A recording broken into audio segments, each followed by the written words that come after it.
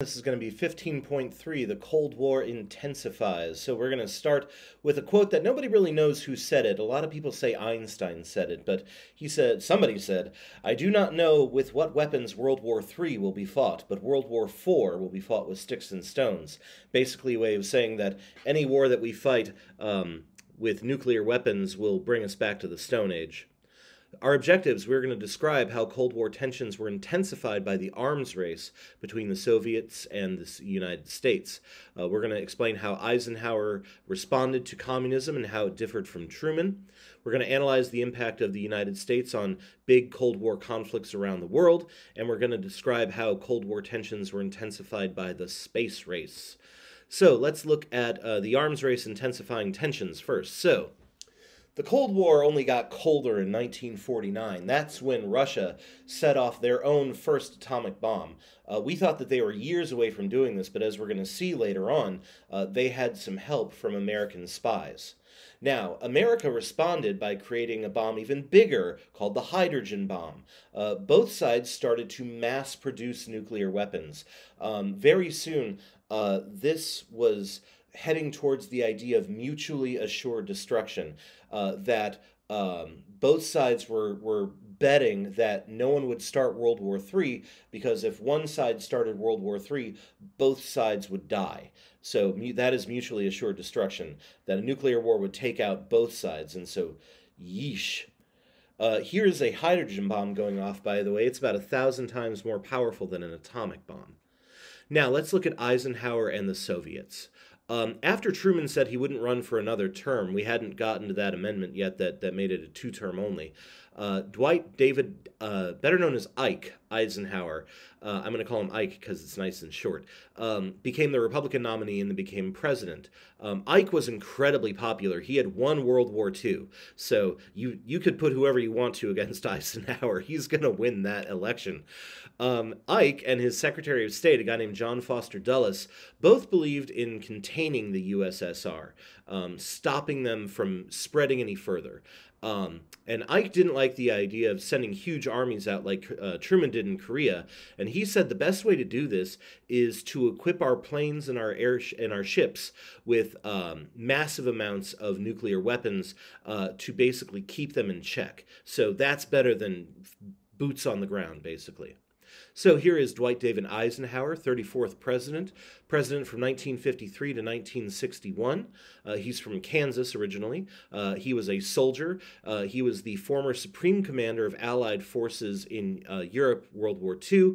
He also later became the president of Columbia University in New York City. He was also an avid golfer. This is partially because he had heart problems, and the doctors said in order to keep your health up, you need to play some golf. And he did. He actually put a putting green on the White House lawn. This is after he had a heart attack while he was in office. So here, by the way, is his Secretary of State, John Foster Dulles. His brother was the head of the CIA, Allen Dulles. And he said, "The measure of success is not whether you have a tough problem to deal with, but whether it is the same problem you had last year." Now, Dulles announced that any display of Russian force would be countered with huge, massive retaliation, bombing them with nuclear weapons, ending the world, quite possibly. And this increased the idea of what is called brinksmanship, this sort of back and forth between the U.S. and USSR. If you're going to do this, well, we're going to do something even better or worse. If you do something worse, we're going to do something even worse than that. Pushing both sides eventually to the edge of war with each other as a way of keeping both sides out of war. That's a very dangerous chess game you're playing right there. Now, tensions did ease a little bit when Stalin died in 1953, and he was replaced by Nikita Khrushchev, who at least wasn't insane. Like Stalin seemed to be a little more kill crazy. Now, Khrushchev may be slightly better than Stalin, question mark, but boy, he's a tough character to deal with, and yeah, we nearly have wars with him a couple times. So here's Nikita Khrushchev, who said, "Whether you like it or not, history is on our side. We will bury you." So let's look at Cold War conflicts during this time. Neither side really wanted World War III, at least we hope so. However, America stayed out of a couple of revolutions that happened in Eastern Europe as a way to make sure that World War III didn't happen. So even though we had promised to keep certain countries safe, we kind of stayed our hand a little bit during this time. So when Hungary tried to free itself from communism, America didn't do anything because if we did, that could be World War III. We also did not get into the fight when the president of Egypt nationalized all the oil fields as part of what's called the Suez Crisis, which was Egypt becoming a bit more communist and also Great Britain nearly fighting a war with Egypt. So here's a statue of Stalin torn down during the Hungarian Revolution of '56. In 1957, Eisenhower came out with the Eisenhower Doctrine, saying that we would help any Middle Eastern nation that was being threatened by communism. So trying to keep it from spreading, and also slightly protecting our own interests when it came to oil. He also bulked up the new agency known as the Central Intelligence Agency, or the CIA. Their job, according to their job description, is to collect intelligence. They're our spies, basically. Their real job, however, was to spy on communists, both at home and abroad, and oftentimes we kept communist countries or we kept countries from becoming communist by helping to overthrow communist leaders in other countries or to stop the possibility of communist leaders in other countries. Now, one last area where the US and USSR battled was in space, which is, the space race seems like a rather pacifistic way. Who can get to the moon first? Who can get their first guy up first? But remember, rockets with people can go up, so can rockets with nuclear weapons.